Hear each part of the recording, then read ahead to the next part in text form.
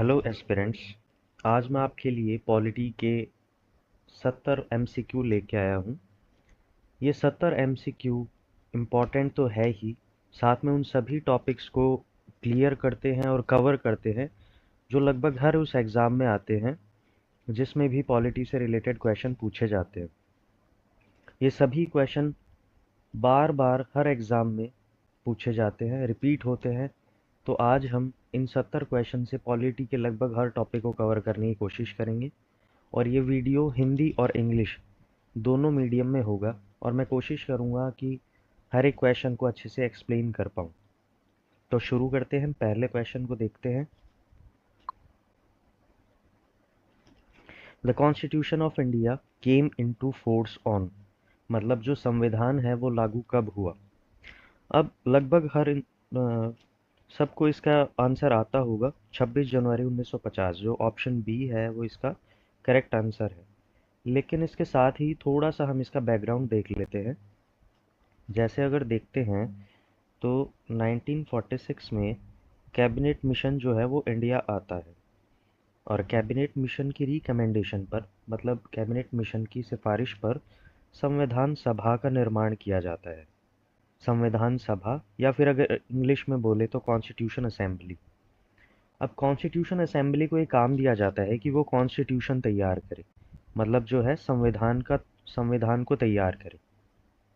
अब बहुत सारे मेंबर्स होते हैं कॉन्स्टिट्यूशन असेंबली में, और सभी को काम दिया जाता है, जिसके चलते बहुत सारी कमिटीज़ बनती है, बहुत सारी समितियां बनती है। तो एक क्वेश्चन बार बार पूछा जाता है, जो बहुत बार एग्जाम्स में रिपीट हो चुका है, कि ड्राफ्टिंग कमेटी के चेयरमैन कौन थे। Who is the chairman of the drafting committee, या हिंदी में अगर बात करें तो जो प्रारूप समिति है उसके अध्यक्ष कौन थे। तो वो थे डॉक्टर भीमराव अंबेडकर जी, जो है इसका करेक्ट आंसर होगा। ये बार बार पूछा जाता है। इसके बाद हम बात करते हैं, जब कॉन्स्टिट्यूशन तैयार किया गया तो बहुत सारी मीटिंग्स हुई, लेकिन हमें कुछ एक बातों का ध्यान रखना है। जैसे अगर पहली मीटिंग की बात करते हैं, जो फर्स्ट मीटिंग हुई थी वो हुई है 9 दिसंबर 9 दिसंबर 1946 को। पहली मीटिंग में दो तीन चीज़ें होती हैं कि मुस्लिम लीग जो है वो इसमें पार्टिसिपेट करने से मना कर देती है, इसका हिस्सा बनने से मना कर देती है, बहिष्कार कर देती है पहली मीटिंग का। और इस पहली मीटिंग में जो है अस्थायी तौर पर, मतलब टेम्परेरी प्रेसिडेंट चुना जाता है। टेम्परेरी प्रेसिडेंट का चुनाव किया जाता है और वो चुना जाता है डॉक्टर सच्चिदानंद सिन्हा, डॉक्टर एसएस, क्योंकि वो सबसे सीनियर मेंबर होते हैं उस समय कॉन्स्टिट्यूशन असेंबली के। तो पहली मीटिंग में हमने देखा कि टेम्परेरी जो है प्रेसिडेंट चुना जाता है डॉक्टर सच्चिदानंद सिन्हा को। 2 दिन बाद में सेकंड मीटिंग होती है 11 दिसंबर 1946 को। दूसरी मीटिंग होती है जिसमें परमानेंटली एक प्रेसिडेंट का चुनाव किया जाता है कॉन्स्टिट्यूशन असेंबली के लिए। तो जो परमानेंट प्रेसिडेंट चुने जाते हैं वो है डॉक्टर राजेंद्र प्रसाद। डॉक्टर राजेंद्र प्रसाद को सेकंड मीटिंग में परमानेंट तौर पर जो है प्रेसिडेंट चुन लिया जाता है कॉन्स्टिट्यूशन असेंबली के लिए, और लास्ट तक यही बने रहते हैं। और आगे चलकर इंडिया के ये फर्स्ट प्रेसिडेंट बनते हैं इंडिया के। कौन बनते हैं? डॉक्टर राजेंद्र प्रसाद। ये हुआ। अब इसके बाद में कॉन्स्टिट्यूशन को बनने में कितना समय लगता है? तो 2 साल 11 महीने और 18 दिन, इतने दिन में कॉन्स्टिट्यूशन जो है बन के तैयार होता है। और उसके बाद में जो है 26 नवंबर 1900 26 नवंबर 1949 को जब ये पूरी तरीके से तैयार हो जाता है तो कॉन्स्टिट्यूशन असेंबली में सबके सामने इसे पेश किया जाता है, और एक अच्छे खासे मेजॉरिटी में मेंबर्स जो है इसे एक्सेप्ट करते हैं। इसके बाद डॉक्टर राजेंद्र प्रसाद जो है इसके ऊपर अपने सिग्नेचर करते हैं, मतलब इसे एक्सेप्ट करते हैं। और सही 2 महीने बाद, 26 नवंबर 1949 के जो है 2 महीने बाद, मतलब 26 जनवरी 1950 को जो है इसे लागू कर दिया जाता है। 26 नवंबर 1949 को इसे एक्सेप्ट करते हैं, और 2 महीने बाद 26 जनवरी 1950 को इसे लागू कर दिया जाता है। और इसी दिन को 26 जनवरी 1950 को जो है हम अपना फर्स्ट रिपब्लिक डे भी मानते हैं, पहला गणतंत्र दिवस। तो इसलिए आंसर अब हम देखते हैं कि 26 जनवरी 1950 जो है हमारा करेक्ट आंसर होगा। आई होप सभी को समझ में आया होगा। नेक्स्ट क्वेश्चन देखते हैं। The directive principles of state policy are taken from. जो डीपीएसपी है वो कहाँ से लिया गया है? राज्य की नीति निर्देशक सिद्धांत का जो प्रावधान है वो कौन से देश से लिया गया है? तो इसमें हम देखते हैं कि जो डीपीएसपी का प्रावधान है वो लिया गया है आयरलैंड से। लेकिन हम देखेंगे कि यूएसए से कौन कौन से प्रावधान लिए गए हैं। तो अगर यूएसए की बात करेंगे तो पहली बात, यूएसए अगर हम देखते हैं तो प्रियम्बल हुआ, प्रियम्बल लिया गया है। उसके बाद में फंडामेंटल राइट जो सबसे इम्पोर्टेंट है बहुत हद तक। उसके बाद में अगर हम बात करते हैं तो independency of judiciary, independency of judiciary मतलब जो न्यायपालिका की स्वतंत्रता है वो भी जो है यूएसए से ली गई। उसके बाद में अगर हम बात करते हैं तो जो सर्वोच्च न्यायालय का गठन है मतलब supreme court, supreme court court के जो गठन की बात है, एस्टैब्लिशमेंट की बात है, वो भी यूएसए से लिया गया। राष्ट्रपति पर महाभियोग मतलब जो इम्पीचमेंट और प्रेसिडेंट है वो भी जो प्रोविजन है वो भी हमने यहीं से लिया है, वो भी हमने यहीं से लिया है। उसके बाद में हम बात करते हैं जो, तो जो वाइस प्रेसिडेंट की पोस्ट जो है ये प्रोविजन भी हमने यूएसए से लिया है। उसके बाद हम देखते हैं कि हमने आयरलैंड से डीपीएसपी के साथ साथ हमने आयरलैंड से कुछ और लिया है या नहीं। तो पहले हमने देख लिया कि डीपीएसपी तो है ही है, इसके साथ में जो प्रेसिडेंट का चुनाव है, जो इलेक्शन होते हैं प्रेसिडेंट के, वो प्रोविज़न भी हमने जो है, वो प्रोविज़न भी जो है हमने लिया है आयरलैंड से, जो इलेक्शन होते हैं। उसके बाद में उच्च सदन के सदस्यों को मनोनीत करने संबंधी प्रावधान, मतलब जो अपर हाउस है उसके मेंबर्स को नॉमिनेट करने से रिलेटेड जो भी प्रोविज़न है वो भी हमने यहाँ से लिया है। उसके बाद यूके की बात करते हैं तो यूके में भी बहुत सारे प्रावधान हमने लिए हैं। जैसे अगर पहला देखें तो पार्लियामेंट्री सिस्टम, संसदीय शासन। उसके बाद में हम देखते हैं एकल नागरिकता मतलब जो सिंगल सिटीजनशिप की बात करते हैं। फिर द्विसदनीय व्यवस्था, जो दो हाउसेस की जो का जो सिस्टम है वो भी हमने ब्रिटेन से लिया है। उसके बाद जब हम रशिया की बात करते हैं कि रशिया से, या उस टाइम पे कहीं कहीं यूएसएसआर भी लिखा मिलता है हमें, तो रशिया से अगर बात करते हैं तो रशिया से हमें मिली है फंडामेंटल ड्यूटीज़। तो इस क्वेश्चन के हमने लगभग सारे ऑप्शन देखे हैं कि किस देश से क्या क्या लिया गया है, और आंसर सेकंड जो है डीपीएसपी के लिए एकदम करेक्ट होगा। अगला क्वेश्चन देखते हैं। Which article is known as the heart and soul of the constitution, मतलब किस आर्टिकल को, किस अनुच्छेद को संविधान का हृदय या आत्मा माना गया है? पहले तो हम ये देख लेते हैं कि ये स्टेटमेंट जो है, ये कथन जो है किसने दिया है। तो ये दिया था डॉक्टर भीमराव अंबेडकर जी जो है, जो अंबेडकर जी हैं उन्होंने ये स्टेटमेंट दिया था। और उन्होंने ही कहा था कि ये आर्टिकल, और एक कौन सा आर्टिकल है, तो ये आर्टिकल है आर्टिकल 32। आर्टिकल 32 को कहा गया है कि ये संविधान की आत्मा या हृदय है। अब आर्टिकल 32 को ऐसा क्यों कहा गया? तो आर्टिकल 32 जो सिटीजन्स हैं उनके फंडामेंटल राइट्स का वायलेशन होने पर उन्हें सुप्रीम कोर्ट जाने का जो है राइट देता है। मतलब अगर हिंदी में बात करें तो अनुच्छेद 32 जो है, अगर नागरिकों के मौलिक अधिकार का उल्लंघन हो रहा है तो उन्हें सुप्रीम कोर्ट, सर्वोच्च न्यायालय जाने का जो है अधिकार देता है। अब अनुच्छेद 32 के अंदर जो है 5 चीज़ें बोली गई हैं, 5 जो है रिट की बात करी गई है। अनुच्छेद 32 सुप्रीम कोर्ट को रिट जारी करके मौलिक अधिकार को लागू करने की शक्ति देता है। अब ये रिट कौन कौन सी है? तो ये रिट अगर इंग्लिश में बात करते हैं एक बार, तो पहला जो रिट है वो है हैबस कॉर्पस, हैबस कॉर्पस है। सेकंड अगर बात करते हैं तो मैंडामस है, मैंडामस हो गया। थर्ड अगर बात करते हैं तो प्रोहिबिशन हो गया, प्रोहिबिशन। फोर्थ अगर बात करते हैं तो सर्टेरियरी है। फिफ्थ अगर बात करते हैं तो फिफ्थ होता है क्वो वारंटो, क्वो वारंटो।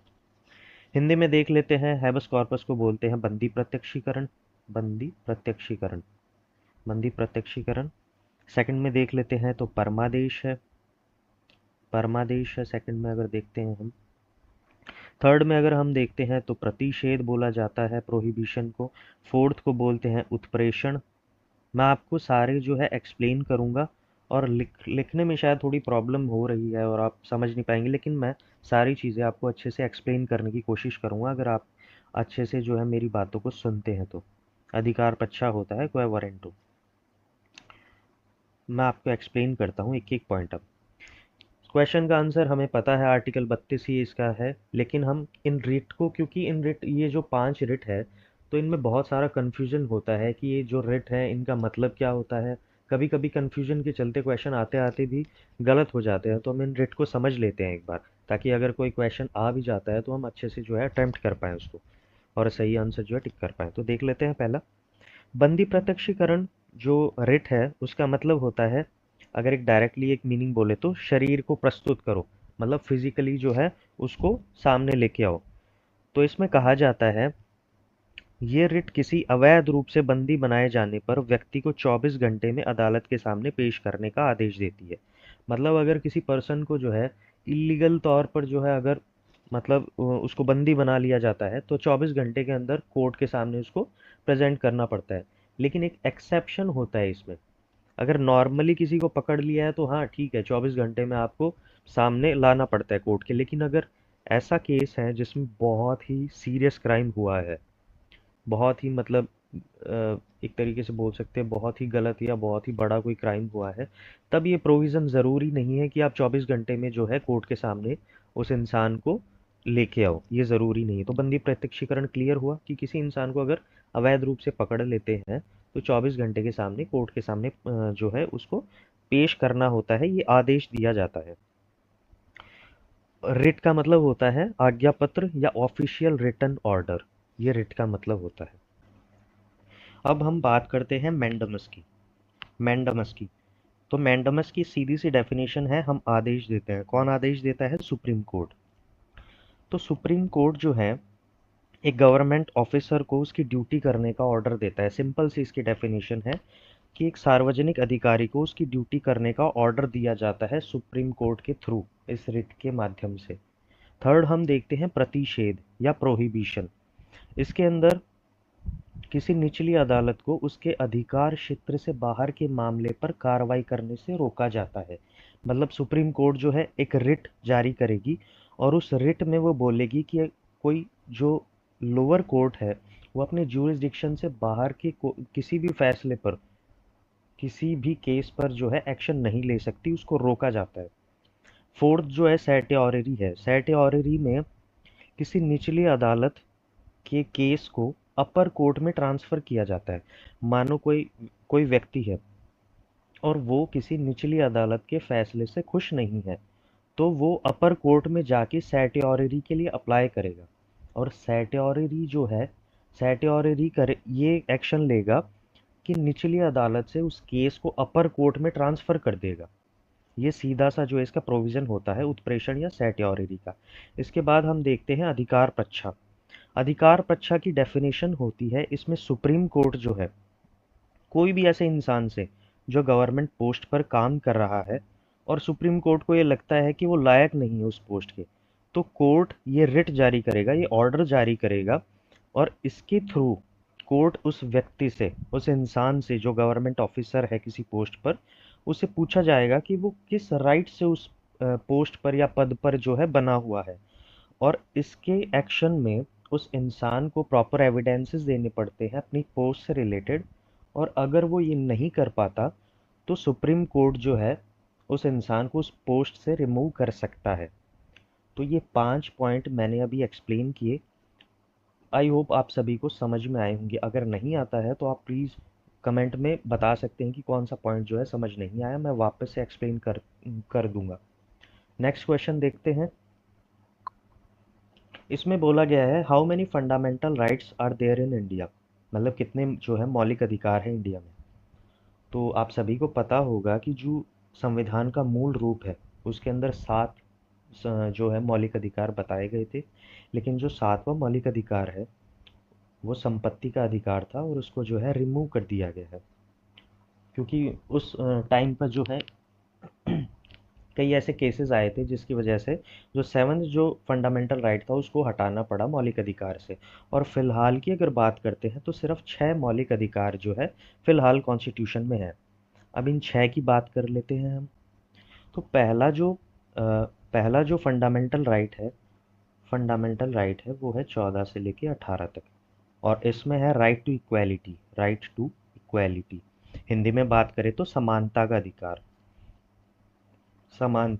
अधिकार जो है 14 से 18 में बात करी गई है, पहला जो है।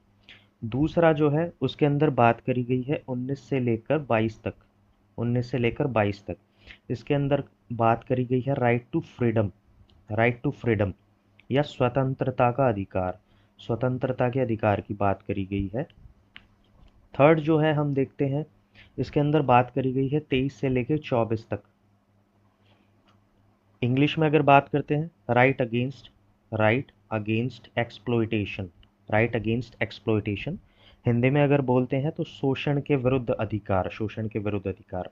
चौथा जो है हम देखते हैं मौलिक अधिकार, वो है 25 से 28 तक। Right to religious freedom. Hindi में बोले तो धार्मिक स्वतंत्रता का अधिकार। पांचवा जो हम देखते हैं वो है 29 से लेकर 30 तक। इसको बोला जाता है and cultural and educational right, सांस्कृतिक और शैक्षिक अधिकार। और जो छठा है वो हमने अभी देखा था पीछे भी, 32, जिसे बोला जाता है राइट टू कॉन्स्टिट्यूशनल रेमेडीज या फिर संवैधानिक उपचारों का अधिकार। तो ये फिलहाल जो है सिर्फ ये 6 जो है मौलिक अधिकार है। सातवां जो था उसको राइट टू प्रॉपर्टी जो था उसको हटा दिया गया है। अगला क्वेश्चन देखते हैं, which article deals with the abolition of untouchability. अस्पृश्यता का उन्मूलन जो है किस आर्टिकल से रिलेटेड है? तो इसका आंसर है आर्टिकल 17। आर्टिकल 17 में इसकी बात करी गई है। आर्टिकल 15 की अगर बात करते हैं तो इसमें कहा गया है धर्म, जाति, लिंग, जन्म स्थान के आधार पर, मतलब रिलीजन, कास्ट, जेंडर या बर्थ प्लेस के बेसिस पर कोई भी भेदभाव नहीं किया जाए, कोई भी पार्शियलिटी या कुछ भी जो इनइक्वालिटी वो नहीं होनी चाहिए, ये आर्टिकल 15 में कहा गया है। 19 की अगर बात करते हैं तो वाक अभिव्यक्ति की स्वतंत्रता, शांतिपूर्वक सम्मेलन का जो पीसफुल कॉन्फ्रेंस है, फिर संघ बनाने का, ऑर्गेनाइजेशन बनाने का, और भारत के समस्त भूभाग पर, मतलब जितना भी इंडिया का जो भी पूरा पार्ट है उसके ऊपर अबाध संचरण, मतलब फ्री मूवमेंट कर सकते हैं, कहीं भी आ जा सकते हैं, कहीं भी रह सकते हैं, बस सकते हैं। ये सारे राइट जो है हमें आर्टिकल 19 में मिलते हैं। उसके बाद 21 की अगर बात करें तो 21 बहुत इम्पॉर्टेंट जो है फंडामेंटल राइट है। इसके अंदर बात करी जाती है राइट टू लाइफ की। सबसे इम्पॉर्टेंट तो यही है, राइट टू लाइफ, या हिंदी में बात करें तो प्राण या दैहिक स्वतंत्रता। इसके अलावा हम एक और फंडामेंटल राइट देखते हैं 21A। इसके अंदर बात करी जाती है राइट टू एजुकेशन की। ये भी जो है आपको पता होना चाहिए, इम्पॉर्टेंट है ये भी। राइट टू एजुकेशन या शिक्षा का अधिकार। तो हमने सभी की बात कर ली है। और जो एक क्वेश्चन है जिसमें अस्पृश्यता के उन्मूलन की बात करी गई है, अबॉलिशन ऑफ अनटचेबिलिटी, तो ये है आर्टिकल 17। अगला क्वेश्चन देखते हैं, which article gives the right to equality. तो राइट टू इक्वालिटी मतलब समानता का जो अधिकार है, राइट टू इक्वालिटी, वो किस में बात करी गई है? तो 14 to 18 इसमें बात करी गई है। अगला क्वेश्चन देखते हैं, which article deals with the impeachment of the president. इसके अंदर जो है जो महाभियोग होता है राष्ट्रपति के ऊपर जो लगाया जाता है उसकी बात करी गई है कि किस आर्टिकल में ये बात जो है कही गई है। तो हम पहले आंसर देख लेते हैं और उसके बाद जो है मैं एक्सप्लेन करूंगा कि इम्पीचमेंट का जो प्रोसेस है वो कैसे शुरू होता है, कौन से सदन से आ सकता है, क्या क्या जो है इसकी कंडीशन होती है। तो राष्ट्रपति पर महाभियोग जो है ये आर्टिकल 61 में दिया गया है। अब मैं एक्सप्लेन करूंगा। पहले तो ये है कि ये जो प्रस्ताव या प्रपोजल है इम्पीचमेंट का, ये पार्लियामेंट की कोई भी हाउस से, किसी भी सदन से ये प्रपोजल लाया जा सकता है। जिस भी हाउस से या सदन से ये प्रपोजल लाया जाएगा, पहली कंडीशन तो ये है कि उसके 1/4 मेंबर, एक चौथाई जो उसके सदस्य हैं उनके सिग्नेचर होने चाहिए, और जो मेजॉरिटी का जो रेशियो है वो होना चाहिए 2/3। जो मेजॉरिटी होनी चाहिए वो 2/3 है। और जिस सदन या हाउस से लाया गया है उसके 1/4 जो मेंबर हैं उनके साइन होने चाहिए जो एक्सेप्ट करे इस चीज़ को।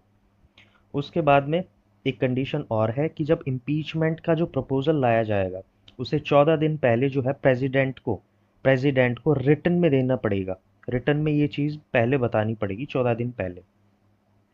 जब फर्स्ट हाउस से ये चीज़ पास हो जाएगी, इसे दूसरे हाउस में भेजा जाएगा, दूसरे सदन में जो है इस प्रस्ताव को या प्रपोजल को भेजा जाएगा। और अगर दूसरा जो हाउस है वो इसकी जांच करेगा पहले कि ये जो एलिगेशन लगाए गए हैं ये सारे सही है या कुछ गलत है। अगर उन्हें जो है सही साबित हो जाते हैं वो सारे जो भी एलिगेशन है, तो वहां से भी जो मेजॉरिटी निकल के आएगी वो 2/3 होनी ज़रूरी है। अगर 2/3 नहीं होगी तो इम्पीचमेंट का जो प्रोसेस है ख़त्म हो जाएगा। अगर 2/3 मानो हो जाती है तो उसके बाद जो एलिगेशन है उन्हें सही ठहराया जाएगा, सही माना जाएगा, और राष्ट्रपति को, जो प्रेसिडेंट को है, उस पद से हटा दिया जाता है। लेकिन एक एक जो इम्पोर्टेंट चीज़ है वो ये है कि आज तक कोई भी प्रेसिडेंट पे ये एक्शन नहीं लिया गया। इम्पीचमेंट का जो प्रोसेस है, जो महाभियोग है, आज तक किसी भी प्रेसिडेंट पर नहीं लगाया गया है। और जो बेस होता है, सबसे इम्पोर्टेंट चीज़ है कि जो महाभियोग की जो कंडीशन है कि किस बेसिस पर जो है ये लगाया जाता है। तो पहला जो है वो तो है कि कॉन्स्टिट्यूशन जो है, कॉन्स्टिट्यूशन का अगर वायलेशन होता है, कॉन्स्टिट्यूशन का वायलेशन हो रहा है, उल्लंघन हो रहा है संविधान का, पहली ये है। और दूसरी है अगर वो अपनी ड्यूटीज़ या अपने कर्तव्यों का पालन ठीक से नहीं कर पा रहे हैं, विफल हो रहे हैं, तब भी जो है महाभियोग लगाया जाता है। आई होप ये आपको समझ आया होगा। अगला क्वेश्चन देखते हैं। इसके अंदर बात करी गई है, the concept of fundamental duties was borrowed from which country. जो मौलिक कर्तव्य है वो किस देश से लिए गए हैं। तो इसका जो आंसर है वो होगा यूएसएसआर या फिर रशिया। अब थोड़ी सी बात कर लेते हैं हम फंडामेंटल ड्यूटीज़ के बारे में।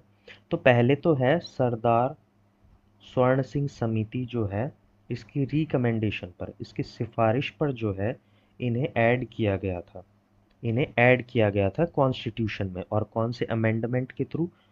तो 42nd जो है 1976, जो 42वां संविधान संशोधन 1976 है, उसके द्वारा जो है फंडामेंटल ड्यूटीज़ को संविधान में ऐड किया गया।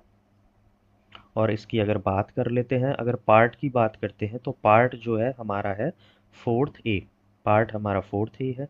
अगर आर्टिकल की बात करते हैं हम, तो हमारा आर्टिकल है 51A। ये सारी चीज़ें जो है फंडामेंटल ड्यूटीज से रिलेटेड है, आपको पता होनी चाहिए, इंपॉर्टेंट है। अगला क्वेश्चन देखते हैं।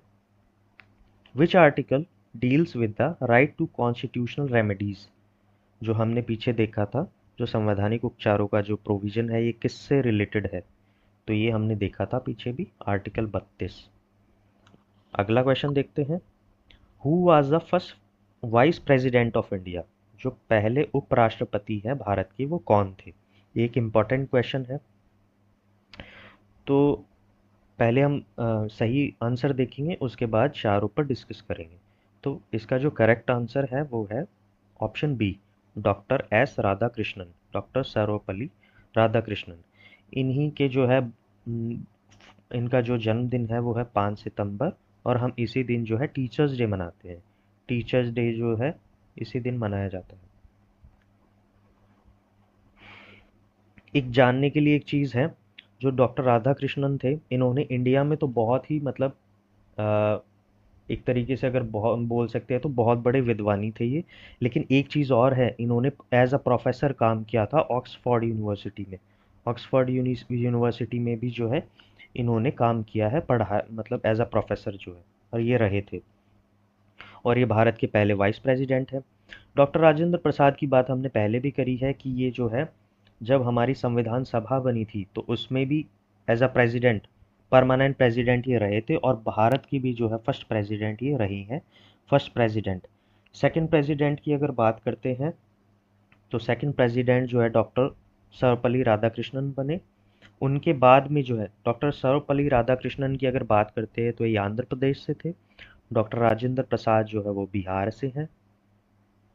थर्ड ऑप्शन अब हमारा जाकिर हुसैन है। तो जाकिर हुसैन जो है हमारे इंडिया के थर्ड प्रेसिडेंट थे, थर्ड प्रेसिडेंट। और ये हैदराबाद से थे, हैदराबाद से जो है ये बिलोंग करते थे। डॉक्टर उनके बाद में है वीवी गिरी, वराहगिरी वेंकट गिरी। ये उड़ीसा से थे और ये इंडिया के फोर्थ प्रेसिडेंट और थर्ड वाइस प्रेसिडेंट थे। आई थिंक आपको समझ आया होगा। राजेंद्र प्रसाद जो है इंडिया के फर्स्ट प्रेसिडेंट थे, राधा कृष्णन जी जो है सेकंड थे, जाकिर हुसैन थर्ड और वीवी गिरी जो है फोर्थ। नेक्स्ट क्वेश्चन देखते हैं। The election commission of India is dash body. इसमें ऑप्शन जो है स्टैट्यूटरी है, एग्जीक्यूटिव है, कॉन्स्टिट्यूशनल है, एडवाइजरी है। एक बार हम इन चारों को मैं एक्सप्लेन करूंगा, हम समझेंगे कि ये चारों बॉडीज जो है आखिर होती कैसी है। स्टैट्यूटरी बॉडी देखते हैं पहले। स्टैट्यूटरी बॉडी को हिंदी में बोला जाता है वैधानिक या सांविधिक निकाय। ये ऐसी बॉडीज हैं जिनका उल्लेख संविधान में नहीं है। मतलब इनको संविधान में जो है इनके बारे में बात नहीं करी गई है, मतलब सीधी सी बात है, इनको बाद में ऐड किया गया है। तो इनको जो है पार्लियामेंट या कोई भी स्टेट जो लेजिस्लेटिव असेंबली है, एक लॉ के थ्रू जो है इन्हें बनाती है। इनका संविधान में कोई उल्लेख नहीं है। एक अधिनियम के द्वारा जो है इन्हें स्थापित किया जाता है, केंद्र के द्वारा या फिर राज्य की विधानसभाओं के द्वारा जो है इन्हें स्थापित किया जाता है, जब भी जो है ज़रूरत के हिसाब से। तो इनके एग्जाम्पल देख लेते हैं हम। पहले तो है सेबी, स्टैट्यूटरी का एग्जाम्पल है सेबी। और उसके बाद एक और एग्जाम्पल हम देख लेते हैं NHRC, national human rights commission. तो ये दोनों जो है एग्जाम्पल है स्टैट्यूटरी के। उसके बाद हम देख लेते हैं एग्जीक्यूटिव बॉडी, ये होती क्या है। तो इनकी एक बार डेफिनेशन देख लेते हैं कि आखिर ये होती क्या है। ये सरकार की कार्यकारी प्रस्ताव के माध्यम से बनाया जाता है और इस संसद की किसी अधिनियम की आवश्यकता नहीं होती। मतलब ये एक तो सीधी सी चीज़ है कि ये गवर्नमेंट के लिए काम करती है डायरेक्टली। इन्हें पार्लियामेंट की कोई परमिशन की ज़रूरत नहीं होती। जब भी गवर्नमेंट को ज़रूरत पड़ती है तो वो ऐसे एग्जीक्यूटिव बॉडी की जो है मतलब स्थापना करती है। तो इसके अंदर जो है इनके एग्जाम्पल अगर हम देखते हैं तो नीति आयोग हुआ। जब ज़रूरत पड़ी थी तो नीति आयोग जो है बनाया गया था गवर्नमेंट के थ्रू। और अगर देखते हैं हम सीबीआई, तो ये जो है ऐसी बॉडीज़ है जिनको पार्लियामेंट की परमिशन की ज़रूरत नहीं है। इनको कोई ज़रूरत नहीं है, गवर्नमेंट जो अपने हिसाब से जो है इन एग्जीक्यूटिव बॉडीज़ को बनाती है। तीसरा देखते हैं कॉन्स्टिट्यूशनल बॉडीज़ या संवैधानिक निकाय। तो नाम से ही पता चल रहा है कि इनका उल्लेख जो है कॉन्स्टिट्यूशन में होगा ही होगा। तो कॉन्स्टिट्यूशनल बॉडीज़ जो है इनके एग्जाम्पल देखते हैं हम। तो पहला तो है election commission, election commission of India. उसके बाद देख लेते हैं यूपीएससी, ये भी कॉन्स्टिट्यूशनल बॉडी है। उसके बाद हम देख लेते हैं फाइनेंस कमीशन। ये तीनों जो है कॉन्स्टिट्यूशनल बॉडीज़ है। उसके बाद देखते हैं चौथा एडवाइजरी या सलाहकार निकाय। तो ये ऐसे निकाय या ऐसी बॉडीज़ होती है जो सरकार को, गवर्नमेंट को कोई स्पेसिफिक सब्जेक्ट, कोई भी मतलब किसी भी क्षेत्र पर सलाह देने के लिए बनाए जाते हैं। और ये सिर्फ एक सलाहकार के रूप में काम करती है, एडवाइस के रूप में काम करती है और सिर्फ गवर्नमेंट की हेल्प करने के लिए बनाई जाती है और इनका कोई काम नहीं होता। एज अ एडवाइस ये काम करते हैं ये बॉडीज़ गवर्नमेंट की हेल्प करने के लिए कोई भी स्पेसिफिक सब्जेक्ट या कोई भी स्पेसिफिक सेक्टर पर। आई होप आपको समझ आया होगा। और क्वेश्चन को अगर देखते हैं कि इलेक्शन कमीशन ऑफ इंडिया जो है वो कौन सी बॉडी है, तो हमने देखा है कि इलेक्शन कमीशन, यूपीएससी और फाइनेंस कमीशन ये सारी कॉन्स्टिट्यूशनल बॉडीज़ है। नेक्स्ट क्वेश्चन देखते हैं। The president can dissolve which house. जो प्रेसिडेंट है वो किस सदन को जो है निलंबित कर सकता है या भंग कर सकता है। तो राज्यसभा, लोकसभा, दोनों या कोई सा भी नहीं। तो इसका जो करेक्ट आंसर है वो है लोकसभा। और राज्यसभा इसका आंसर क्यों नहीं है वो देख लेते हैं। राज्यसभा, आप सभी को पता होगा कि राज्यसभा जो है एक स्थायी निकाय है, मतलब एक परमानेंट बॉडी है। इसलिए इसको जो है डिसॉल्व नहीं किया जा सकता, भंग नहीं किया जा सकता। इसके जो सदस्य होते हैं उनका टेन्योर होता है 6 साल का। 6 साल का हर मेंबर का जो है टेन्योर होता है, कार्यकाल होता है। और हर दूसरे साल जो है राज्यसभा के 1/3 मेंबर, मतलब 1/3 मेंबर जो है हर दूसरे साल जो है रिटायर हो जाते हैं, सेवानिवृत्त हो जाते हैं। तो ये जो है एक स्थायी सदन है, एक स्थायी निकाय है। इसको भंग नहीं किया जा सकता, कैंसिल नहीं किया जा सकता, या डिसॉल्व नहीं किया जा सकता। लोकसभा जो है इसको भंग किया जा सकता है, और राष्ट्रपति जो है इसे भंग करते हैं, लेकिन पीएम या फिर मंत्री परिषद, या इंग्लिश में अगर हम बोल लें तो जो काउंसिल होती है मिनिस्टर्स की, उसके थ्रू जो है काउंसिल ऑफ मिनिस्टर्स, उनकी सिर्फ उनकी सलाह पर जो है लोकसभा को भंग किया जाता है। और ये बोला गया है हमारे आर्टिकल 85 में। आर्टिकल 85 में जो है प्रोविजन दिया गया है डिसॉल्व करने का। तो ये डिसॉल्व जो है 5 साल पूरे होने पर भी हो सकता है। अगर मानो मेजॉरिटी खो दी है, जो पावर में है जो भी पार्टी, अगर उसने मेजॉरिटी खो दी है तो भी ये कंडीशन बन सकती है। आई होप आपको समझ आया होगा कि कौन सी जो हाउस है उसको डिसॉल्व करते हैं प्रेसिडेंट, तो लोकसभा को। राज्यसभा परमानेंट है, उसको डिसॉल्व नहीं किया जा सकता। Next question, how many fundamental duties are there. Fundamental duties जो है वो कितनी है? फंडामेंटल ड्यूटीज 11 है। स्वर्ण सिंह समिति की सिफारिश पर जो है इसे लाया गया था। 42 अमेंडमेंट 1976 में इसकी बात करी गई है, इसको जोड़ा गया था इस संशोधन के थ्रू। यूएसएसआर जो है वहाँ से लिया गया है, रशिया से जो है लिया गया है इसको। अगला देखते हैं, which article deals with the post of governor. जो गवर्नर का पद है उससे रिलेटेड जो है कौन सा आर्टिकल हमें बताता है? तो जो आर्टिकल 153 जो है ना, आर्टिकल 153, इस आर्टिकल में जो है राज्यपाल के पद का उल्लेख किया गया है। जो गवर्नर की पोस्ट है वो 153 में बताई गई है। और इसमें कहा गया है कि प्रत्येक राज्य में, हर एक स्टेट में, हर एक स्टेट में एक गवर्नर होंगे। यूनियन टेरिटरी या स्टेट की बात कर सकते हैं। लेकिन एक से ज़्यादा स्टेट भी अगर हैं तो भी एक गवर्नर जो है उन पे आसीन हो सकते हैं, मतलब एक गवर्नर जो है वहाँ पे हो सकते हैं एक से ज़्यादा स्टेट्स पर भी। आर्टिकल 155 की अगर बात करते हैं तो आर्टिकल 155 में जो है राज्यपाल की नियुक्ति राष्ट्रपति द्वारा होगी। मतलब जो अपॉइंटमेंट है गवर्नर की वो राष्ट्रपति करेंगे, ऐसा जो है आर्टिकल 155 में कहा गया है। और गवर्नर का जो टेन्योर होता है, जो कार्यकाल होता है, वो होता है 5 साल का। तो हमने देख लिया है कि जो गवर्नर की पोस्ट है वो किस आर्टिकल से रिलेटेड है, 153। और 155 में बोला गया है कि जो इनकी अपॉइंटमेंट है वो करेंगे प्रेसिडेंट, इनका टेन्योर है वो होगा 5 साल का।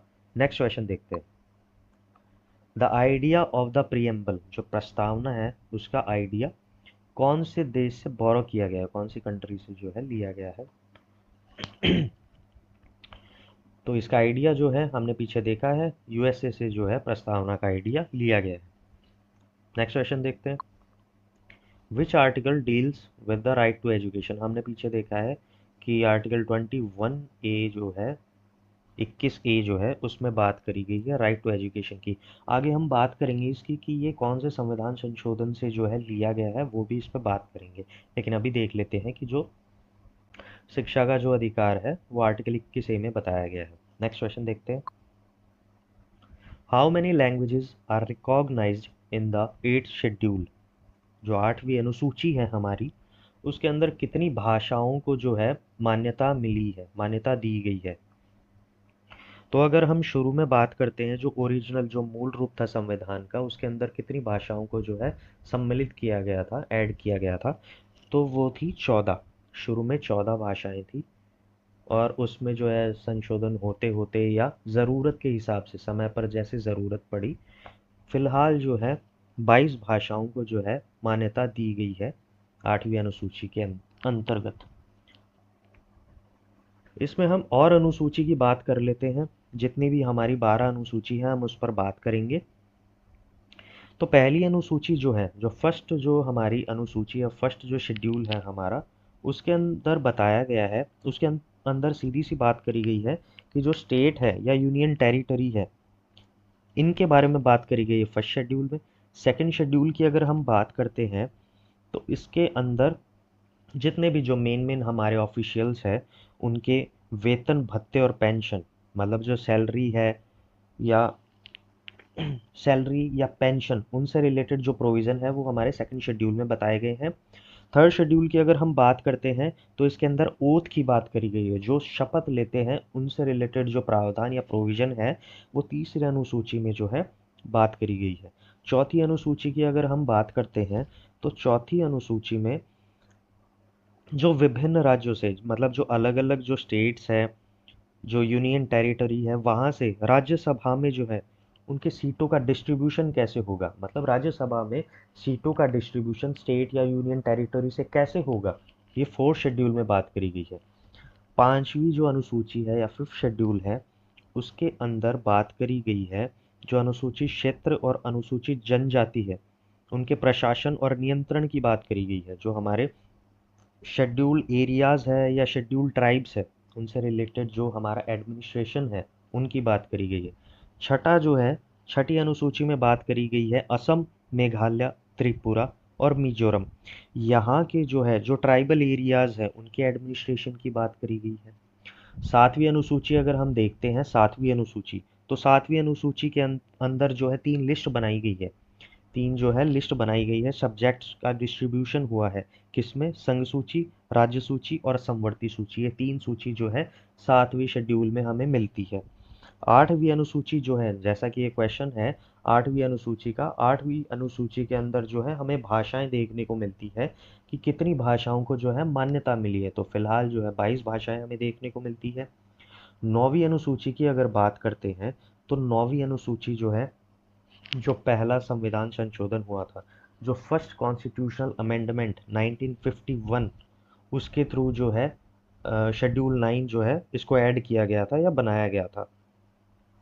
जो 10वीं अनुसूची है, 10वीं अनुसूची एंड 10वीं अनुसूची के अंदर जो है दल बदल के जो रिलेटेड जो प्रावधान है या प्रोविजन है एंटी डिफेक्शन लॉ, उनकी बात करी जाती है। और ये जो अमेंडमेंट है वो है 52 अमेंडमेंट 1985, ये हमें 10वीं अनुसूची में मिलता है। जो 52वां संविधान संशोधन है 1985, उसकी बात जो है अनुसूची 10 में करी जाती है। 11वीं अनुसूची और 12वीं अनुसूची बहुत ज़रूरी है, इनसे रिलेटेड क्वेश्चन आते रहते हैं, तो ये आप थोड़ा अच्छे से समझ लें।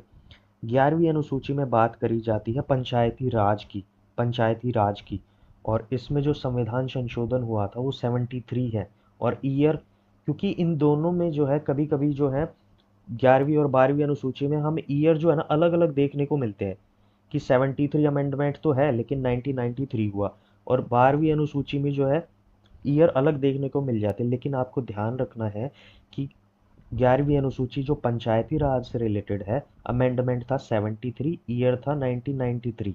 और जो 12वीं अनुसूची है वो बात करती है नगर पालिका की, और ये संविधान संशोधन है 74 और ईयर है सेम 1993।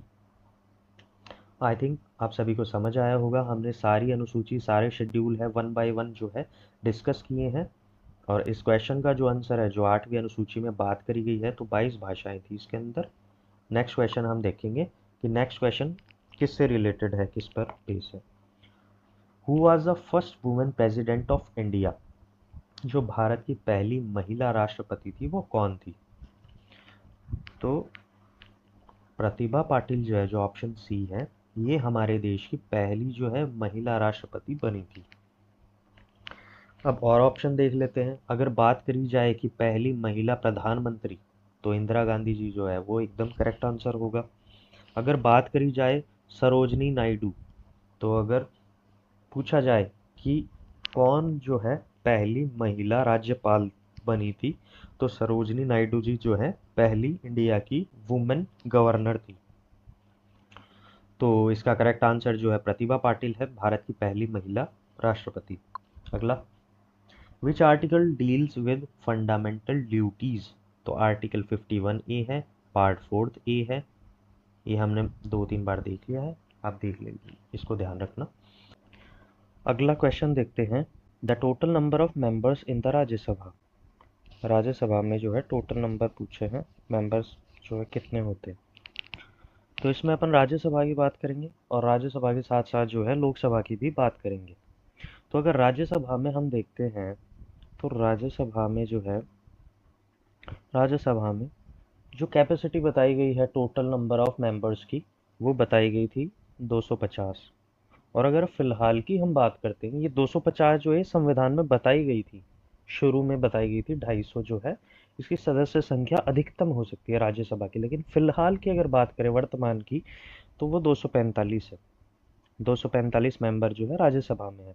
अब इन 245 सदस्यों में से भी जो है इनका फर्दर क्लासिफिकेशन किया जाता है, इन्हें और जो देखा जाता है, तो इसमें 233 सदस्य 233 जो मेंबर्स है, मेंबर्स का चुनाव जो है स्टेट से किया जाता है, ये जो है स्टेट से आते हैं राज्यसभा में। और 233 के बाद जो 12 बच जाते हैं, ये 12 जो है नॉमिनेट किए जाते हैं प्रेसिडेंट के थ्रू। प्रेसिडेंट जो है इन 12 मेंबर्स को नॉमिनेट करते हैं राज्यसभा में। और ये 12 मेंबर है, ये ऐसे होते हैं जो किसी ना किसी फील्ड में स्पेशल कंट्रीब्यूशन देते हैं, विशेष योगदान देते हैं। अब ये फील्ड कौन कौन सी है? ये फील्ड होती है, या तो आप मान सकते हैं कि लिटरेचर होगा, साइंस होगा, सोशल सर्विस हो सकती है, आर्ट्स हो सकती है। इन सभी जो फील्ड्स में कोई स्पेशल कंट्रीब्यूशन देते हैं, विशेष योगदान देते हैं, ऐसे व्यक्तियों को जो है, ऐसे 12 व्यक्तियों को राष्ट्रपति राज्यसभा में मनोनीत करते हैं। तो हमने देख लिया 250 जो है टोटल कैपेसिटी बताई गई थी, फिलहाल की बात करें तो 245 है। उसके बाद 233 जो है वो स्टेट से आते हैं, और जो 12 मेंबर है उन्हें नॉमिनेट किया जाता है प्रेसिडेंट के थ्रू। अब हम बात करते हैं लोकसभा की। अगर हम लोकसभा की बात करते हैं, तो लोकसभा की अगर हम बात करते हैं, तो राज्यसभा की तरह ही इनकी जो कैपेसिटी बताई गई थी टोटल, वो थी 552, 552। और इन 552 में से जो है, अगर वर्तमान की बात करी जाए, तो वर्तमान की बात करी जाए आज से कुछ टाइम पहले जो है 545 होती थी। लेकिन अगर अभी की बात करें, प्रेजेंट की बात करें, तो ये जो है 543 हो चुकी है। 2 मेंबर्स जो है वो कम हो चुके हैं। अब ये 2 मेंबर जो है ये कौन कम हुए? 2019 से पहले जो है 2 एंग्लो इंडियंस को जो है ऐड किया जाता था, 2 एंग्लो इंडियन को भी जो है लोकसभा में इंक्लूड किया जाता था, जिससे ये वैल्यू जो है 545 होती थी। लेकिन 2019 के बाद में, सॉरी, 2019 के बाद में एक कॉन्स्टिट्यूशन अमेंडमेंट किया जाता है, कॉन्स्टिट्यूशनल अमेंडमेंट किया जाता है 104। और 104 के अकॉर्डिंग जो है, जो दो एंग्लो इंडियंस जो दो एंग्लो इंडियन ऐड किए जाते थे लोकसभा में, उस प्रोविजन को कैंसिल कर दिया गया है, जिसकी वजह से ये वैल्यू 543 हो जाती है। 543 हो जाती है, ये हमने देख लिया। इसके बाद एक और चीज़ जो है आपको पता होनी चाहिए। अगस्त 2001 अगस्त 2001 में जो है पार्लियामेंट जो है एक कॉन्स्टिट्यूशन प्रपोजल लेके आती है, एक कॉन्स्टिट्यूशन अमेंडमेंट आता है 84 84 अगस्त 2001 में। और इसके अंदर बोला गया कि जो लोकसभा और राज्यसभा की जो सीटें हैं, जो नंबर है इनकी सीटों का, वो यथावत बना रहेगा, मतलब सेम बना रहेगा। कब तक? 2026 तक।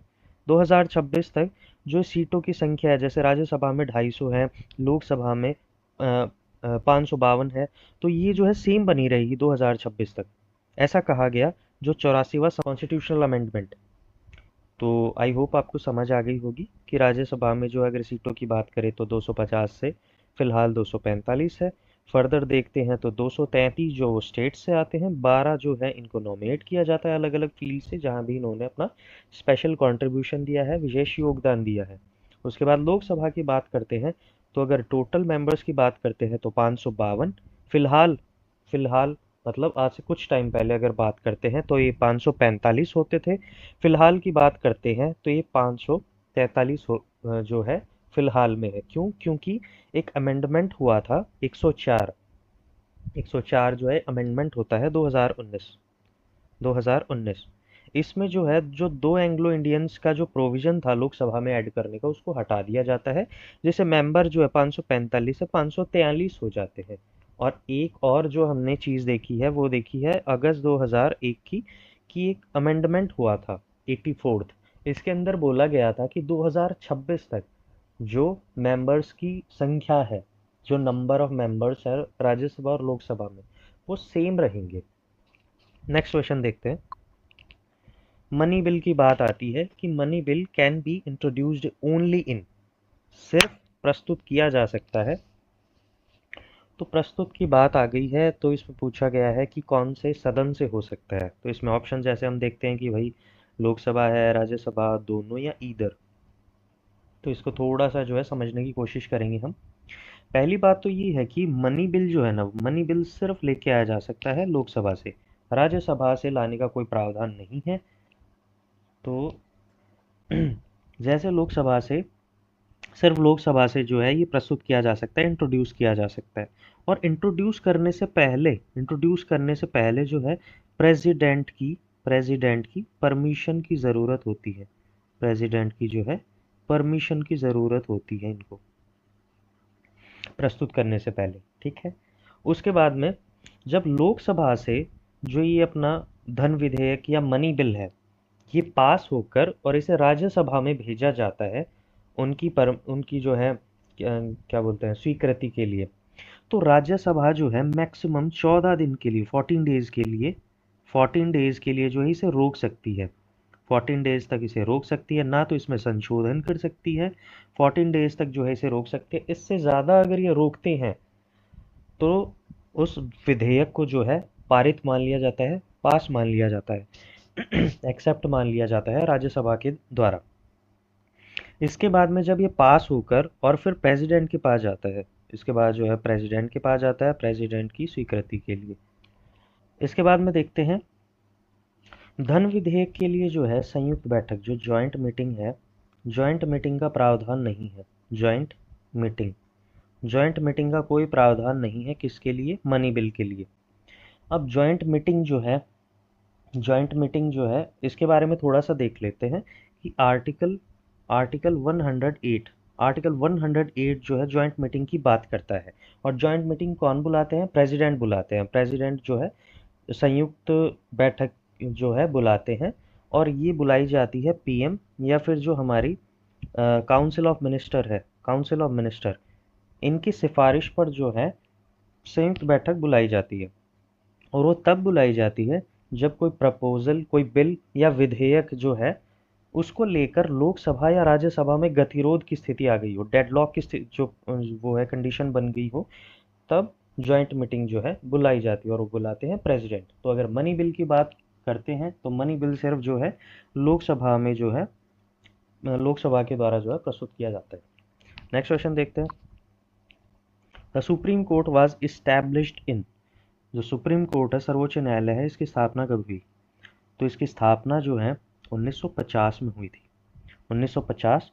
और अगर इसकी स्थापना के बारे में देखते हैं तो आर्टिकल 124 जो है, आर्टिकल 124 जो है वो बात करता है सुप्रीम कोर्ट की स्थापना की, स्टैब्लिशमेंट की।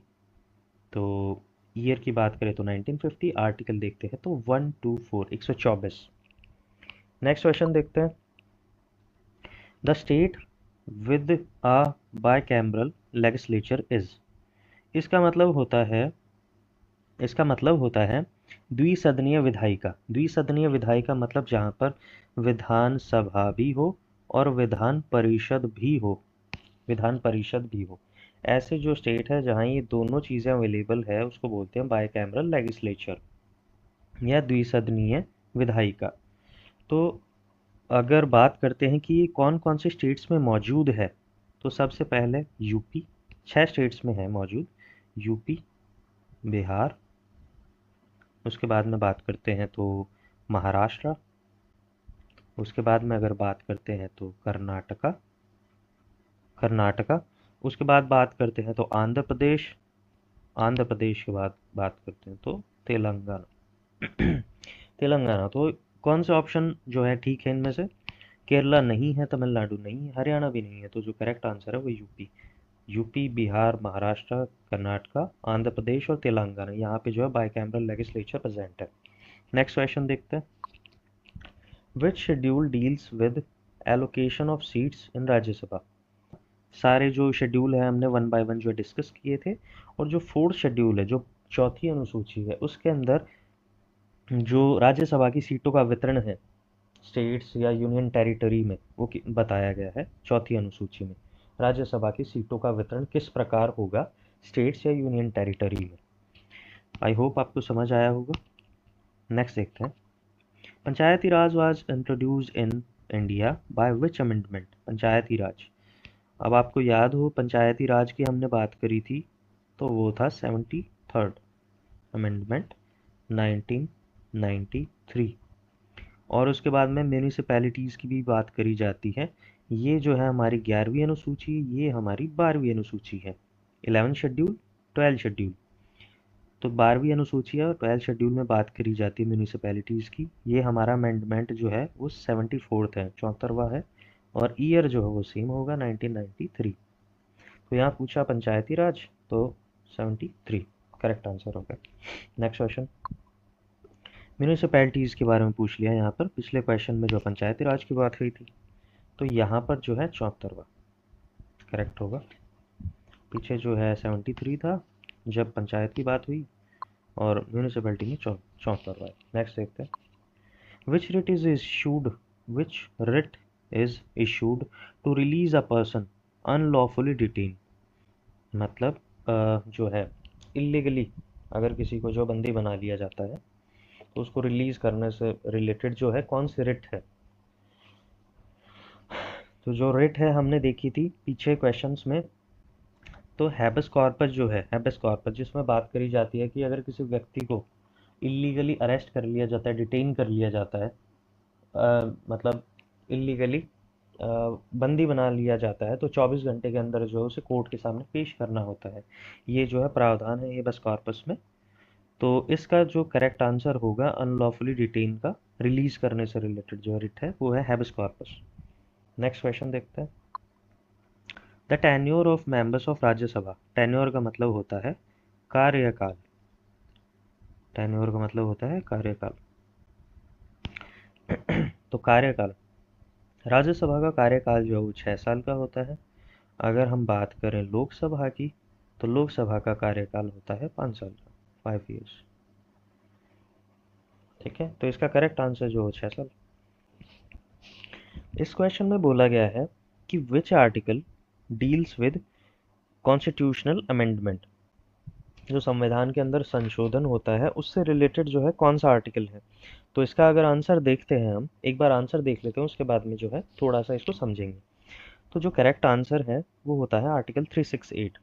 अब आर्टिकल 368 की बात कर लेते हैं कि आर्टिकल 368 में कहा गया है, इसके अकॉर्डिंग इस अनुच्छेद के तहत जो पार्लियामेंट है एक स्पेसिफिक प्रोसेस को जो है फॉलो करती है, एक निर्धारित प्रक्रिया का जो है पालन करती है, और पालन करके संविधान के किसी हिस्से को, कॉन्स्टिट्यूशन की किसी पार्ट को जोड़ सकती है, बदल भी सकती है और हटा भी सकती है इस प्रोसेस को फॉलो करके। लेकिन जो मेन कंडीशन आती है वो आती है कि जो मेन कंडीशन जो है वो है मूल ढांचा। मूल ढांचा, आपको जो चेंज करना है आप कर सकते हैं, आपको जो ऐड करना है आप कर सकते हैं, आपको जो हटाना है आप हटा सकते हैं, लेकिन मूल ढांचा जो है ये डिस्टर्ब नहीं होना चाहिए, ये ध्वस्त नहीं होना चाहिए। ये सबसे मेन कंडीशन है इस प्रोसेस से रिलेटेड। लेकिन मूल ढांचा होता क्या है, इसकी एग्जैक्ट जो डिफाइन है वो कहीं भी जो है नहीं दी गई है। डिफाइन जो है वो कहीं भी नहीं दी गई है। उसके बाद में कुछ कुछ चीज़ आप देख सकते हैं, आपको पता होना चाहिए कि जो ये संशोधन होता है, जो ये अमेंडमेंट होते हैं, तो इसमें कुछ केसेस जो है, कुछ केसेस तो ऐसे होते हैं, कुछ मामले ऐसे होते हैं जिसमें संसद के दोनों सदनों में जो है नॉर्मल एक मेजॉरिटी, मतलब साधारण बहुमत से भी जो है फैसले ले लिए जाते हैं। कुछ मामले या कुछ केसेस ऐसे होते हैं जिसमें दोनों हाउसेज की अच्छी खासी मेजॉरिटी की ज़रूरत पड़ती है फैसले तक जाने के लिए। लेकिन कुछ मामले जो है वो इतने इम्पोर्टेंट होते हैं जिनमें इनकी मेजॉरिटी तो चलेगी ही चलेगी, उसके अलावा जो है, उसके अलावा जो है आधे राज्यों के विधान मंडल इनकी भी जो है स्वीकृति चाहिए पार्लियामेंट के साथ साथ में। तो कुछ जो इतने इम्पोर्टेंट केस हो जाते हैं कि उनमें दोनों हाउसेज की स्वीकृति चाहिए ही, और उनके अलावा जो आधे राज्य हैं, आधे राज्यों के विधान मंडलों की स्वीकृति भी ज़रूरी होती है। अब जो प्रोसेस है, जो ये अमेंडमेंट का जो प्रोसेस है, जो संशोधन का प्रोसेस है, ये होता कैसे है, ये शुरू कैसे होता है? तो इसको हम देख लेते हैं कि पहले तो ये है कि ये जो संशोधन, जो कॉन्स्टिट्यूशनल अमेंडमेंट का जो प्रोसेस है, जो प्रपोजल का प्रोसेस है, ये संसद के किसी भी हाउस से लाया जा सकता है, संसद के किसी भी सदन से जो है ये लाया जा सकता है। और उसके बाद जो है विधेयक अगर मानो किसी भी सदन से जो है पास हो रहा है ना, तो उसमें जो है दोनों सदनों में जो कुल सदस्यता है, मतलब जो दोनों हाउसेज है, उनकी जो टोटल कैपेसिटी है मेंबर्स की, उसका मेजोरिटी चाहिए पहले हमें। उसके बाद में जो मेंबर्स प्रेजेंट है और वोटिंग करने वाले हैं, उनकी मेजोरिटी चाहिए 2/3। वापस देख लेते हैं एक बार कंडीशन। जो ये बिल है इसके लिए जो हमें मेजोरिटी चाहिए, पहले तो हमें मेजोरिटी चाहिए कि जो दोनों सदनों में कुल सदस्यता है, कुल सदस्यता दोनों सदनों की, उनका चाहिए हमें मेजोरिटी 2/3। दोनों सदनों का जो है, दोनों सदन का जो है दो सदनों का मेजोरिटी चाहिए हमें 2/3। उसके बाद में हम देखेंगे कि जो प्रेजेंट है और वोटिंग करने वाले हैं, उनका भी 2/3, उनका भी 2/3 ये चाहिए, इनकी सहमति ज़रूरी होती है। और फिर जो है जब प्रेसिडेंट जो है अपनी सहमति दे देते हैं, प्रेसिडेंट भी जो है एक्सेप्ट कर लेते हैं इस चीज़ को, तो जो अमेंडमेंट है वो प्रभावी हो जाता है, जो अमेंडमेंट है वो इफेक्टिव माना जाता है उसके बाद में। तो ये जो है इसका एक प्रोसेस होता है, एक प्रोसीजर होता है कॉन्स्टिट्यूशनल अमेंडमेंट का। आई होप आपको समझ आया होगा। नेक्स्ट देखते हैं। The term of Lok Sabha is, तो टर्म ऑफ लोकसभा जो है वो 5 है, राज्यसभा की जो है वो 6 होती है, राज्यसभा की भी। नेक्स्ट क्वेश्चन देखते हैं। हु कैन रिमूव द जजेस ऑफ द सुप्रीम कोर्ट? जो सुप्रीम कोर्ट के जो न्यायाधीश होते हैं उनको कौन हटाता है, कौन जो है उन्हें रिमूव कर सकता है? तो इसका जो आंसर होगा, आंसर जो होगा इसका वो होगा प्रेसिडेंट। इसका थोड़ा सा जो है समझ लेते हैं। सबसे पहले तो देख लेते हैं कि जो जजेस को हटाने का जो बेस होता है, जो आधार है, वो क्या है? तो हमें जो है दो आधार बताए गए हैं। एक तो है मिसबिहेवियर का, एक तो है misbehaviour, misbehaviour plus incapacity. Incapacity जो है ये हमें आधार बताए गए हैं जो है न्यायाधीश को हटाने के। उसके बाद में प्रोसेस देख लेते हैं हम एक बार। तो जो सुप्रीम कोर्ट के जज हैं इनको हटाने का एक प्रोसेस होता है, और ये थोड़ा सा जो है पहले ही मैं बता देता हूँ कि ये प्रोसेस जो है ये बहुत कॉम्प्लेक्स प्रोसेस होता है, बहुत ही कॉम्प्लेक्स प्रोसेस है।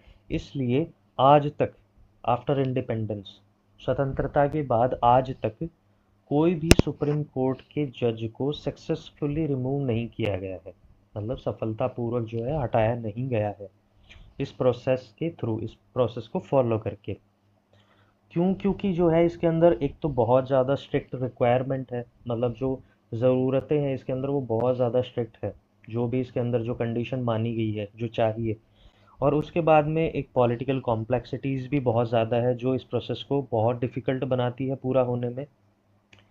एक एग्ज़ाम्पल और है इसका, इस प्रोसेस के लिए एक एग्ज़ाम्पल जो है वो आता है 1993 का एक केस आता है। 1993 में एक केस आता है जस्टिस वी रामास्वामी। अब जस्टिस वी रामास्वामी जो थे, justice justice V Ramaswamy Ramaswamy ये केस आता है, तो इनके ऊपर जो है एलिगेशन लगते हैं यही मिसबिहेवियर और इनकैपेसिटी, सॉरी, मिसबिहेवियर और इनकैपेसिटी के। सारी चीज़ें जो है प्रॉपर चलती है, लेकिन एक कमेटी होती है वो भी जो है इन्हें गिल्टी जो है साबित कर देती है। लेकिन लोकसभा में जो है, लोकसभा में इस चीज़ को प्रूव करना जो है वो पॉसिबल नहीं हो पाता। लोकसभा में जो है कि ये कंडीशन जो ये प्रोसेस है फेल हो जाता है, जिसकी वजह से पूरा प्रोसेस ख़त्म हो जाता है। अब इसके प्रोसेस को देख लेते हैं एक बार। ये प्रोसेस जो है, पहले तो संसद के सदस्यों द्वारा ये प्रस्ताव लाया जाता है, ठीक है, संसद के किसी भी सदन में हो सकता है। The removal process must be initiated by members of parliament. It require a signed notice from at least 100 members of लोक सभा और 50 members of राज्य सभा.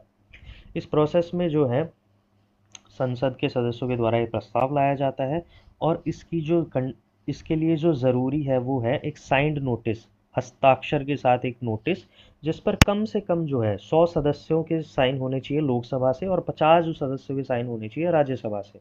उसके बाद में जो लोकसभा के स्पीकर है, जो अध्यक्ष है लोकसभा के, और जो चेयरमैन है राज्यसभा के, उनको ये प्रस्ताव भेजा जाता है, क्योंकि वो अथॉरिटी है, और उन्हें जो है ये शक्ति दी जाती है, अथॉरिटी दी जाती है कि वो या तो इसे एडमिट कर सकते हैं या रिफ्यूज़ कर सकते हैं। उन्हें इसे स्वीकार या अस्वीकार करने का अधिकार होता है, किन्हें? लोकसभा के स्पीकर और राज्यसभा के चेयरमैन। इसके बाद में अगर ये मोशन अगर ये जो है ये प्रस्ताव जो है अगर ये प्रस्ताव जो है स्वीकार कर लिया जाता है, तो उसके बाद में एक कमेटी बनाई जाती है। एक कमेटी बनाई जाती है जो जो भी एलिगेशन लगे इनकी जांच करती है, वो कमेटी। ये 3 लोगों की जो है एक कमेटी बनाई जाती है, और ये जो लोग हैं, ये कमेटी जांच करती है कि जो एलिगेशन लगाए गए हैं किसी न्यायाधीश पर, वो सही है या नहीं। इसके बाद अगर किसी न्यायाधीश को दोषी पाया जाता है, ये जो सारे एलिगेशन है, ये सारी एलिगेशन अगर सही साबित हो जाते हैं, उसके बाद उस प्रस्ताव को जो है बहस और मतदान के लिए भेजा जाता है, मतलब वापस लेके जाते हैं उसको, वापस लेके जाते हैं। और जो क्या बोलते हैं, बहस और मतदान में भी अगर जो है इस चीज़ पर अच्छा खासा बहुमत मिलता है, और जो सदस्य हैं वो इसे एक्सेप्ट कर लेते हैं कि जो ये एलिगेशन है ये सही है, और जो हमारी क्या बोलते हैं, जो एक कमेटी ने जो डिसीजन दिया है, ये एलिगेशन जो सही है, अगर सब इसे एक्सेप्ट कर लेते हैं, उसके बाद जो है राष्ट्रपति के पास भेजा जाता है, और राष्ट्रपति जो अपना फाइनल डिसीजन देते हैं, जिसके बाद जज को हटाया जाता है। तो आप देख सकते हैं कि बहुत लंबा चौड़ा प्रोसेस है। इसीलिए जो मैंने केस बताया था 1993 का, जो जस्टिस वी रामास्वामी थे, सारा प्रोसीजर ख़त्म होने के बाद, मतलब आपने देखा कि सबसे पहले प्रस्ताव आएगा संसद के किसी सदन से, उसके बाद में एक कंडीशन दी गई है हमें कि भाई हस्ताक्षर होनी चाहिए, सिग्नेचर होनी चाहिए नोटिस पर, 100 मेंबर लोकसभा के, 50 मेंबर राज्यसभा के।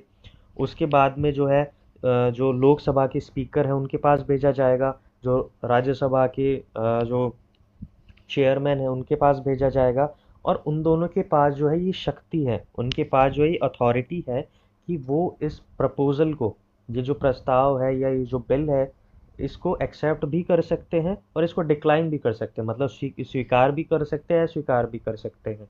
उसके बाद में अगर उन्होंने भी एक्सेप्ट कर लिया, उसके बाद एक कमेटी बनाई जाएगी, और उस कमेटी में 3 मेंबर होंगे, वो जांच करेंगे कि ये जो एलिगेशन है ये सही है या नहीं।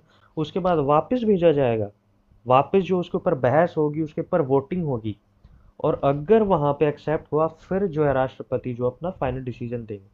तो इतना जो लंबा चौड़ा प्रोसेस है, इसी वजह से जो है आज तक जो है ऐसा कोई केस नहीं आया जहाँ पर सक्सेसफुली जो है किसी न्यायाधीश को हटाया गया हो, और ये जो एक केस था ये भी सक्सेसफुल नहीं हो पाया। आई होप आपको समझ में आया होगा ये पूरा केस, ये पूरा प्रोसीजर जो मैंने बताया। अगला क्वेश्चन देखते हैं। The oath of the president is administered by, जो शपथ है राष्ट्रपति की, उसके बारे में पूछा है। तो तो यहाँ पे जो है, जो करेक्ट आंसर होगा वो होगा CGI, मतलब चीफ जस्टिस ऑफ इंडिया। अगर मानो कि CGI मौजूद नहीं है, अगर मानो ये प्रेजेंट ना हो, तो ये जो ड्यूटी है ये दी जाती है जो हमारे सुप्रीम कोर्ट के जो सीनियर होंगे, सुप्रीम कोर्ट के जो सीनियर न्यायाधीश होंगे, जो सीनियर जज होंगे, वो जो है शपथ दिलवाएंगे राष्ट्रपति को। फिर से देख लेते हैं कि राष्ट्रपति को शपथ कौन दिलवाता है, तो वो दिलवाते हैं चीफ जस्टिस ऑफ इंडिया। लेकिन अगर मानो चीफ जस्टिस ऑफ इंडिया जो है वो प्रेजेंट नहीं है, तो ये दायित्व है, ये ड्यूटी जो है किसकी हो जाती है, सुप्रीम कोर्ट के जो सीनियर सबसे सीनियर जज जो है उनके उनको ये ड्यूटी दी जाती है कि वो जो है शपथ दिलवाएंगे राष्ट्रपति को। अगला क्वेश्चन देखते हैं। The 42nd amendment is also known as. तो जो करेक्ट आंसर है इसका वो है मिनी कॉन्स्टिट्यूशन। Mini constitution. अगला क्वेश्चन देखते हैं। Who is the current head of the union executive. Union executive. तो जो करेक्ट आंसर होगा इसका वो होगा प्रेसिडेंट। हमने जो है इस वीडियो में 70 क्वेश्चन लिए हैं। हमने इस वीडियो में 70 क्वेश्चन लिए हैं। यहाँ पर जो है हमने आधे से ज़्यादा क्वेश्चंस जो है वो डिस्कस कर लिए हैं। और आई होप मैंने कोशिश करी है कि मैं अच्छे से जो है आपको हर एक क्वेश्चन एक्सप्लेन कर पाऊँ, एक एक प्रोसेस जो आपको समझा पाऊँ, उनकी कंडीशन बता पाऊँ, उनके जो है आज तक अगर कोई ऐसा डिसीजन अगर लिया गया है तो वो बताऊँ। लेकिन फिर भी अगर आपको जो है कोई प्रॉब्लम हुई हो या आपको कोई समझ ना आया हो कोई भी क्वेश्चन, तो आप पूछ सकते हैं। ये वीडियो जो है यहाँ तक ही रहेगा। अगला वीडियो जो है, जो बचा हुआ वीडियो है, वो अगली बार मैं लेके आऊँगा। आई होप आपको ये वीडियो यहाँ तक समझ में आया होगा। मिलते हैं अगले वीडियो में।